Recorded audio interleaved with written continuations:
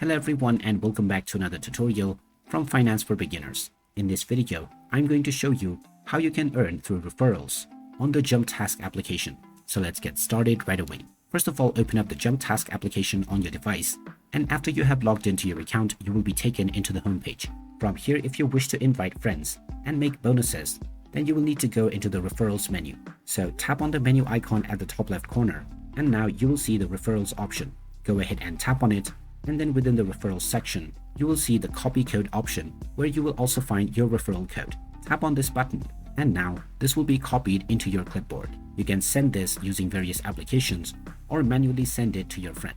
Now, once your friend downloads and installs the JumpTask application, after their sign-up process is complete, they can go into the bonus code section and then enter your referral code that you have given. And through this, you will get a 10% bonus on every task that they complete. So there you have it. That is how easy it is to invite your friends by using a referral code on the JumpTask application. If you find this video helpful, don't forget to hit that like button and subscribe to our channel for more useful tips and tutorials.